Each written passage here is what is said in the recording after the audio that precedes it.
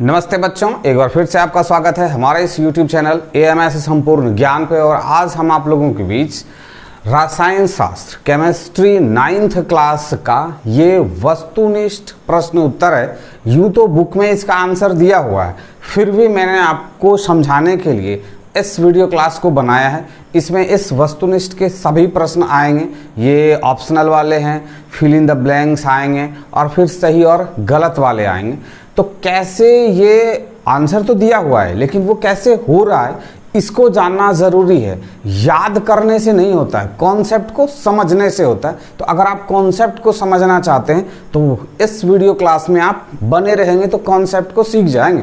Channel पे पहली बार आए होंगे तो सब्सक्राइब कर लेंगे और सब्सक्राइब के बगल में जो बेल का आइकन है उसको भी प्रेस कर देंगे और वीडियो को लाइक ज़रूर करेंगे और स्टार्ट से लेके एंड तक देखेंगे। मैं हर एक प्रश्न को बारीकी से समझाऊंगा कि उसका ये आंसर कैसे हो रहा है। तो सबसे पहला क्या है, देखिए सबसे पहला है कि किसी ठोस पदार्थ को सीधे वाष्प में परिवर्तन कहलाता है। क्या कहलाता है? अब कह रहा है वाष्पन, उबलना या संघनन या ऊर्ध्वपातन। आपको पता है वाष्पन किसको कहते हैं? कोई सा द्रव्य जो है जब वो खुले हवा में है, खुले वातावरण में है और उसमें उस वातावरण में जो मौजूद शुष्कता है यानी हवा में जो गर्मी है, उस गर्मी को जल के जो द्रव्य के जो कण हैं वो उस ऊष्मा को अपने अंदर अवशोषित करते हैं और उस द्रव के जो कण हैं वो ऊर्जावान हो जाते हैं और वो हवा के साथ निकल लेते हैं, उसको कहते हैं वाष्पन। तो यहाँ कहा जा रहा है ठोस पदार्थ सीधे वाष्प में बदल जाता है, तो वाष्पन नहीं होगा। उबलना, कोई सा द्रव्य जो है उसका जो क्वथनांक होता है यानी उसके जो उबलने की क्रिया है उसको कहते हैं उबलना। संघनन, कोई सा जो गैस है उसको संपीड़ित करके यानी दबाव देके उसके आयतन को कम करके और उसके बाद उसको ठंडा करना, वो संघनन कहलाता है। मगर ये जो ऊर्ध्वपातन है, ये ऊर्ध्वपातन क्या है? कोई ऐसा कुछ एक ऐसे पदार्थ हैं, ठोस पदार्थ, जिनको जब आप गर्म करेंगे, जिनको आप हीट देंगे तो वो कोई सा ठोस पदार्थ ऐसे अगर आप उसको हीट देते हैं और अगर वो द्रव्य में परिवर्तित होने वाला होता है तो वो पहले द्रव्य में परिवर्तित होगा। यानी अगर आप बर्फ को हीट करेंगे तो वो पहले द्रव्य में परिवर्तित होगा। जब द्रव्य में परिवर्तित हो जाएगा उसके बाद वो फिर वाष्पन की क्रिया को करेगा, फिर वो वाष्प में परिवर्तित होगा। लेकिन ये जो ऊर्ध्वपातन है, कुछ एक ऐसे अमोनियम क्लोराइड है, कपूर है, तो ये ऐसे ठोस पदार्थ हैं जिनको आप हीट देते हैं तो सीधा वो द्रव्य में ना जाके वो सीधे वाष्प में बदल जाता है और उस वाष्प को जब आप संघनित करेंगे यानी ठंडा करेंगे तो वो क्या होता है, वो सीधा फिर से उसी ठोस में परिवर्तित हो जाता है। तो इस प्रक्रिया को क्या कहते हैं? संघनन कहते हैं, सॉरी ऊर्ध्वपातन कहते हैं। तो इसका आंसर क्या हो गया? ऊर्ध्वपातन। क्यों हुआ ये आप समझ पाए। नेक्स्ट देखिए क्या है, वाष्पन की प्रक्रिया से उत्पन्न होती है। बहुत सारे बच्चों को लगेगा कि वाष्पन की प्रक्रिया जब होगी तो क्या होगा, गर्मी उत्पन्न हो जाएगी, मगर ऐसा नहीं है। मतलब जो सिलेबस है उसके अनुसार आप अगर समझेंगे तो वाष्पन की क्रिया का मतलब ये नहीं होता है कि आप किसी द्रव्य को हीट देके उसको वाष्पित कर रहे हैं, वो प्रक्रिया को वाष्पन नहीं कहा गया है। वाष्पन कहने का मतलब है कि वायुमंडल में व्याप्त शुष्कता, हवा में जो शुष्कता है, हवा में जो गर्मी मौजूद है, हवा के कण जो गर्मी से उत्तेजित हैं, उस कण के उस गर्मी को द्रव्य अपने में अवशोषित कर लेता है और फिर द्रव्य के जो कण होते हैं वो ऊर्जावान हो जाते हैं, तो उसको कहते हैं वाष्पन। यानी आप खुले जगह पे जब पानी को रख देते हैं, या तालाब में पानी है या फिर नदी में पानी है या खेत में पानी है, या आपने कोई कपड़ा खींचा है, उसमें जो व्याप्त जल है, उसमें जो जल है उसका जो वाष्पन हो रहा है, यानी धूप में जब आप कपड़े को देते हैं तो वो सूख जाता है। कैसे सूखता है? उसमें वाष्पन की क्रिया होती है। धूप की रोशनी में जो हीट है उस हीट को उस कपड़े के अंदर जो जल है उसके कण उसको अवशोषित करते हैं, उससे वो ऊर्जावान हो जाते हैं और वो हवा के साथ निकल लेते हैं। तो ये होता है वाष्पन।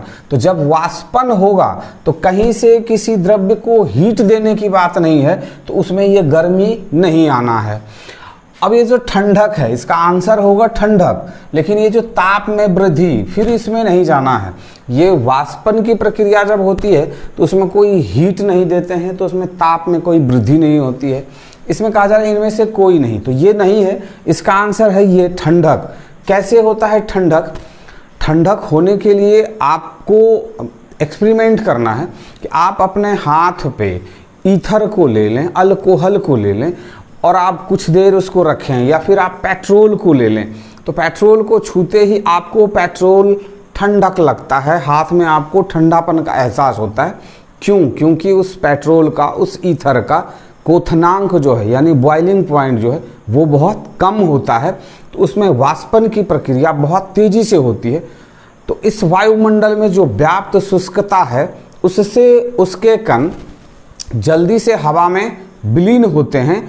तो आपके हाथ पे जब या तो ईथर या तो पेट्रोल ये अगर पड़ता है, तो आपके हाथ में जो गर्मी है, उस गर्मी को वो ईथर के जो छोटे छोटे कण हैं, उसको बहुत तेज़ी से उस गर्मी को अपने में समाहित करते हैं, और उसके बाद उनके जो छोटे छोटे कण होते हैं, उन गर्मियों को लेके वो हवा के साथ निकल लेते हैं। तो ये वाष्पन में ठंडक होती है। जैसे आप अगर सुराही में जल को रखते हैं, तो सुराही के अंदर का जो जल है वो ठंडा हो जाता है। कैसे ठंडा होता है कि सुराही में जो जल है, उस जल में जो गर्मी है, उस गर्मी से उत्तेजित होके सुराही के बाहरी दीवार में जो जल के कण होते हैं, वो उसकी ऊर्जा से वो वाष्पित होते हैं, जो हमको आपको दिखाई नहीं पड़ता है। लेकिन आप देखेंगे कि सुराही में जब आप जल को रखेंगे तो सुराही का जल धीरे धीरे घटता है।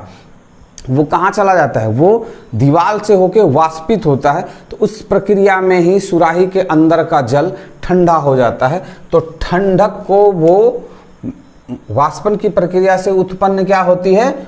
ठंडक उत्पन्न होती है। अब देखिए, वायु का दाब जैसे जैसे घटता है, वैसे वैसे द्रव्य का क्वथनांक क्या होता है? बढ़ता है, घटता है, स्थिर रहता है, या फिर इनमें से कोई नहीं। समुद्र तल पर वायु का दाब एक माना गया है। समुद्र तल से ज्यों-ज्यों आप ऊपर जाते हैं, ज्यों-ज्यों आप ऊंचाई की ओर जाते हैं, तो वायु का दाब घटता है। और समुद्र तल पर या उसके समकक्ष लेवल पे जो कोई सा भी द्रव्य है, उसका जो क्वथनांक होगा वो स्थिर रहेगा। लेकिन ज्यों-ज्यों आप ऊंचाई की ओर जाएंगे, तो उस द्रव्य का जो बॉइलिंग पॉइंट है, क्वथनांक जो है, वो भी घटेगा। तो वायु का दाब घटने से क्वथनांक घट जाएगा, वायु का दाब बढ़ने से क्वथनांक बढ़ जाएगा। तो इसका आंसर क्या हो जाएगा? ये घटता है। जैसे जैसे आप वायु के दाब में कमी आएगी, घटता है, वैसे वैसे द्रव्य का जो क्वथनांक है वो भी घट जाता है। इसी वजह से जब आप अधिक ऊंचाइयों पे जाएंगे, तो आपका जो पानी है वो 70, 75, 76 डिग्री सेल्सियस पे ही उबलने लगता है। वो उबल तो रहा है, लेकिन उसके साथ जो आप दाल चावल पकाना चाह रहे हैं, उसको पकने में समय लग रहा है। क्यों? क्योंकि इस लेवल पे वो 100 डिग्री सेंटीग्रेड पर उबलता है, तो वो चावल दाल को जल्दी सिझा लेता है। अब देखिए नेक्स्ट क्या है? गैस का द्रव्य में परिवर्तन क्या कहलाता है?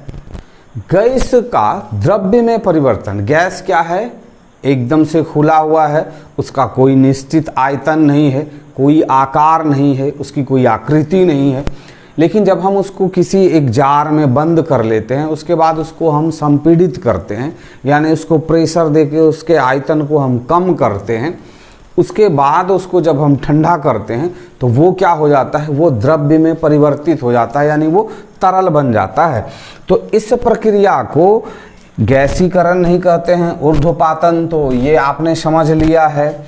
जमना, कोई सा जो द्रव्य है वो जब जमता है तो उसको क्या कहते हैं? जमना या फिर हिमांक बोलते हैं उसको। लेकिन ये जो संघनन है, संघनन किसको बोलते हैं? जब आप गैस को संपीड़ित करके और उसको जब आप ठंडा करते हैं तो जो द्रव्य बनता है उस प्रक्रिया को आप क्या कहते हैं? संघनन कहते हैं। तो गैस का द्रव्य में परिवर्तन क्या कहलाता है? संघनन। क्यों कहलाता है, कैसे कहलाता है, ये आप समझ चुके होंगे। तो लेते हैं इसके बाद के स्लाइड को। तो 5 नंबर में जो क्वेश्चन है वो क्या है? वह ताप जिस पर ठोस द्रव्य में परिवर्तित होता है कहलाता है, क्या कहलाता है? द्रवनांक कहलाता है, क्वथनांक कहलाता है, क्रांतिक ताप कहलाता है या फिर क्रांतिक बिंदु कहलाता है। तो कोई सा जो ठोस है वो जो द्रव्य में परिवर्तित होता है, वो जब द्रव में परिवर्तित होता है तो वो उसका द्रवनांक कहलाता है। तो क्या हो जाएगा इसका आंसर? ये आंसर क हो गया। पदार्थ को एक साथ बांध कर रखने वाला बल क्या कहलाता है? आप इससे पहले अगर अध्याय को पढ़े होंगे तो आप उसमें पढ़े होंगे अंतरानुक स्थान और अंतरानुक बल। तो अंतरानुक बल जो होते हैं, किसी भी पदार्थ की जो इकाई होती है उसके चारों ओर जो उसके छोटे छोटे कण होते हैं वो एक दूसरे के साथ आकर्षण में जुड़े रहते हैं। उसी आकर्षण को क्या कहते हैं? अंतरानुक आकर्षण बल या अंतरानुक बल कहते हैं। तो कोई सा जो पदार्थ आपस में बंधा रहता है वो अंतरानुक बल के कारण ही बंधा रहता है। वह प्रक्रिया जिसमें इत्र की गंध वायु में चारों ओर फैल जाती है वो क्या कहलाता है? विसरण। गैसों में जो विसरण का गुण होता है, एक दूसरे के साथ मिल जाने का जो गुण होता है, और वो क्यों होता है? क्योंकि गैस में अंतरानुक आकर्षण बल जो है वो न्यून होता है, ना के बराबर होता है। वो जैसे ही खुली हवा में, खुले वातावरण में आएगा तो वो एक दूसरे के साथ मिलके वो उसके साथ निकल लेता है। इसीलिए इत्र की जो गंध है उसके जो छोटे छोटे कण हैं वो हवा के कणों के बीच जो अंतरानुक स्थान है उसमें वो समाहित होकर और उसके साथ वो निकल लेता है। तो उसको कहते हैं विसरण। अब देखिए, बर्फ का एक टुकड़ा जल की सतह पर तैरती रहती है। क्यों? क्योंकि बर्फ क्या होता है? जल से हल्की होती है। इस वजह से बर्फ जो है वो क्या होता है? जल के सतह पर तैरते रहती है। तो लेते हैं इसका नेक्स्ट स्लाइड। नेक्स्ट स्लाइड में देखिए क्या है कि 100 डिग्री सेंटीग्रेड ताप का केल्विन में मान क्या होता है? जबकि आपको पता है कि 1 केल्विन बोला जाता है 273.15 को। तो जैसे इसमें से 100 डिग्री आ जाएगा तो क्या होना है? इसमें से प्लस हो जाना है इस 100 का। तो कितना हो जाएगा? 273.15, सॉरी ये 373.15। तो इसमें से 373.15 कौन सा है? ये वाला है। तो ये आपका हो गया आंसर। 10 नंबर में क्या है? किसी पदार्थ का केल्विन में ताप 673.15 है तो सेल्सियस या सेंटीग्रेड में इस ताप का मान क्या होगा? तो आपको पता है कि केल्विन का मान ये इतना होता है। तो इतना को इसमें से अगर घटा देते हैं तो कितना बच जाएगा? 373.15 बचेगा कि 273.15 बचेगा कि 473.15 बचेगा कि 400 बचेगा? ये 400 बचेगा। कैसे बचेगा? आप इस 673 में कितना घटा देंगे? 273.15 को जब घटा देंगे तो बचेगा कितना? 400। तो 400 डिग्री सेल्सियस हो गया। सौर मंडल में प्लाज्मा अवस्था की उत्पत्ति का कारण क्या है? सौर मंडल में बहुत उच्च ताप है, इस वजह से वहाँ प्लाज्मा अवस्था की, पदार्थ की जो चौथी अवस्था का खोज किया गया वो है प्लाज्मा अवस्था। और उसकी उत्पत्ति कब होती है? उच्च ताप पर, बहुत अधिक गर्मी होने पर उसका जो है सो उच्च ताप, ये उसका उत्पत्ति होता है प्लाज्मा अवस्था का। यूं तो किसी भी पदार्थ के 3 ही प्रकार हैं, या तो ठोस हैं या द्रव हैं या फिर गैस। लेकिन चौथा अवस्था भी पदार्थ का खोजा गया और 5वां भी खोजा गया। तो चौथे अवस्था के बारे में पूछा गया था, वो क्या होता है? उच्च ताप, बहुत अधिक गर्मी से वो प्लाज्मा अवस्था उत्पत्ति होती है प्लाज्मा अवस्था की। गर्म करने पर गैस का आयतन क्या होता है? यूं ही गैस के जो कण होते हैं उनमें अंतरानुक आकर्षण बल न्यून होता है, लेकिन जैसे ही गैस को हम हीट करते हैं, गर्म करते हैं, तो गैस के जो कण होते हैं वो उस ऊष्मा को ग्रहण करके और अधिक उत्तेजित हो जाते हैं, तो वो और अधिक फैलने लगते हैं। तो क्या होता है कि गैस गर्म करने पर गैस का आयतन क्या होता है? वो बढ़ जाता है। यही कारण है कि जब आप गैस सिलेंडर जिससे आप खाना बनाते हैं उसके अगर आसपास में आप आग जला देते हैं या फिर आग लग जाती है तो गैस का सिलेंडर ब्लास्ट हो जाता है। वो कैसे होता है? गैस सिलेंडर के अंदर जो गैस है उसको जब हीट मिलने लगता है तो वो बहुत तेज़ी से अपने आयतन को बढ़ाता है। बढ़ने के लिए जगह नहीं होता है तो वो उस लोहे के चदरे का जो दीवार होता है उसको भी फाड़ के बाहर निकल जाता है। अब देखिए, आर्द्र वायु में गीले कपड़े सूखते हैं।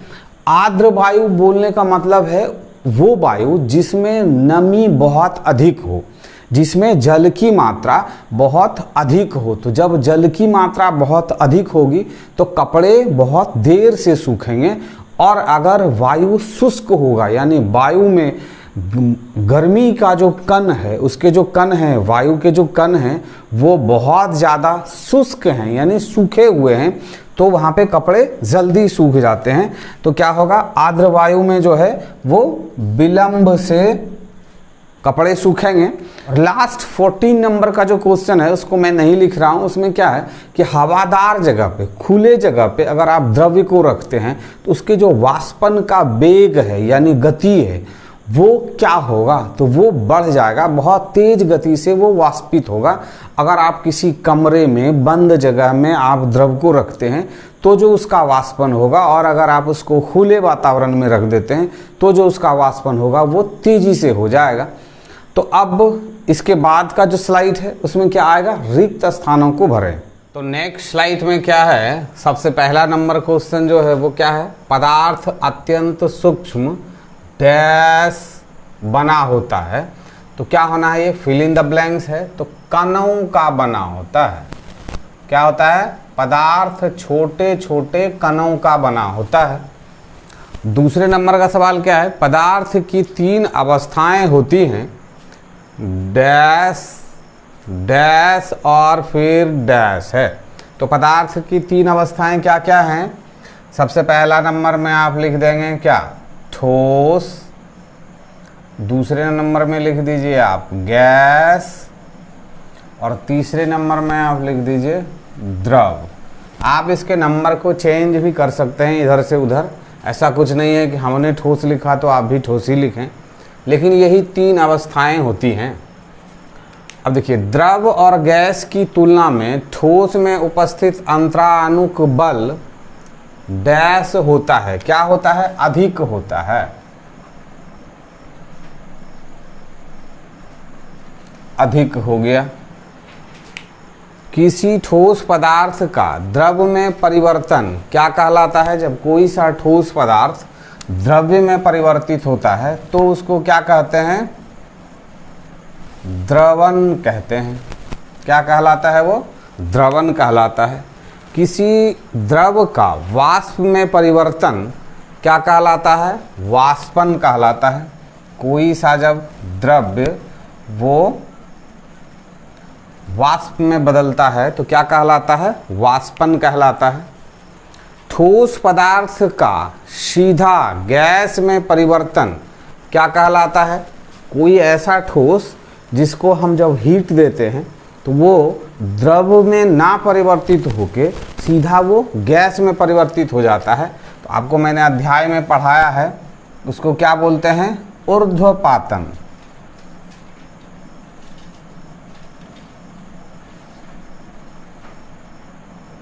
ऊर्ध्वपातन, सीधा गैस में परिवर्तित हो जाता है। वाष्पन द्रव की डैश पर होती है, जबकि उबलना द्रव के डैश से होता है। क्या है? देखिए, वाष्पन द्रव की कहाँ पे होता है? उसके ऊपरी सतह पर होता है। आप सिर्फ सतह भी लिख सकते हैं या फिर ऊपरी सतह।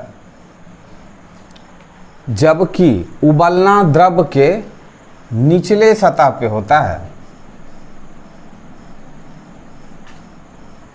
निचले सतह से होता है। 8 नंबर में क्या है कि गैस डैश होती है, और फिर 9 नंबर में है ठोस डैश होता है। तो गैस क्या है? संपीड़िय होता है। गैस को आप संपीड़ित कर सकते हैं। और ठोस जो है वो क्या होता है? असंपीड़िय होता है, असंपीड़िय होता है। ठोस पदार्थ के द्रवणांक एवं क्वथनांक जो है वो क्या होते हैं? कोई सा भी ठोस पदार्थ जो है उसका द्रवणांक या फिर उसका क्वथनांक दोनों क्या होता है? वो उच्च होता है। द्रव में बहाव होता है क्योंकि उसके कणों की डैश ठोस के कणों की तुलना में अधिक होती है। यहाँ पे देखिए, यहाँ पे देना है आंसर में आपको देना है गतिज ऊर्जा, लेकिन आप इसको समझ लें कि ठोस के जो कण होते हैं उन कणों के जो छोटे छोटे कण होते हैं चारों ओर, उनमें अंतरानुक आकर्षण बल बहुत अधिक होते हैं। जबकि जो द्रव्य होते हैं उनके छोटे कण के चारों ओर जो कण होते हैं उनके कणों में अंतरानुक आकर्षण बल कम होता है।